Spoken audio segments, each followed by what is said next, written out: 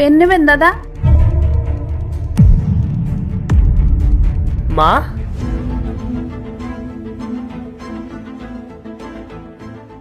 মা আমি তোমাকে কত খুঁজেছি, কত কল করার চেষ্টা করেছি, এমনকি আমি পুলিশে পর্যন্ত রিপোর্ট করেছিলাম, কিন্তু তাও আমি তোমার কোনো খোঁজ পাইনি। তুমি বাড়ি ছেড়ে কেন চলে গেছিলে? তুই মুম্বাই যাওয়ার পর। আচ্ছা, আমি আসছি, নাহলে আমার ফ্লাইট মিস হয়ে যাবে, আর আমি 3 দিনের মধ্যেই ফিরে আসবো। মায়ের খেয়াল রেখো। ঠিক আছে। আচ্ছা মা, আমি আসছি, 2-3 দিনের মধ্যেই চলে আসবো, ঠিক আছে? ঠিক আছে বাবু, নিজের খেয়াল রাখিস।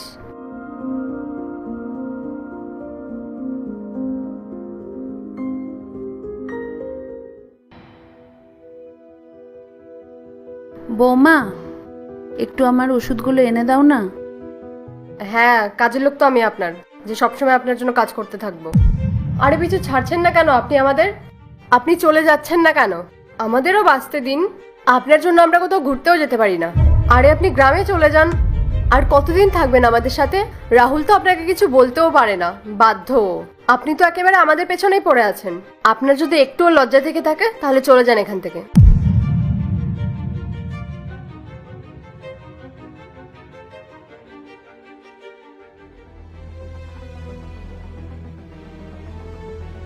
এই নিন, বাসের টিকিট কেটে এনেছে আপনার, এবার চলে যান এখান থেকে।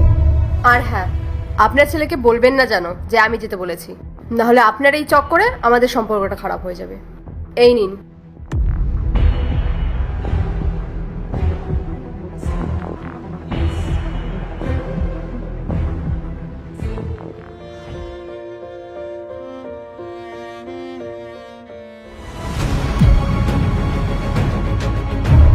আরে আমার ব্যাগ!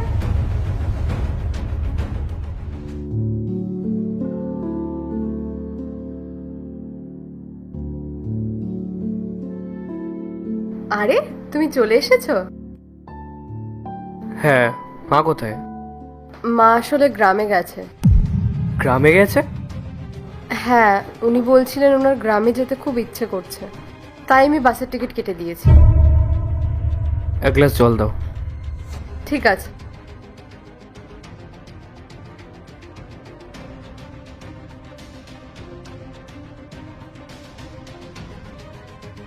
কি হয়েছে? আরে মাকে কখন থেকে ফোন করে যাচ্ছি, ফোনই ঢুকছে না।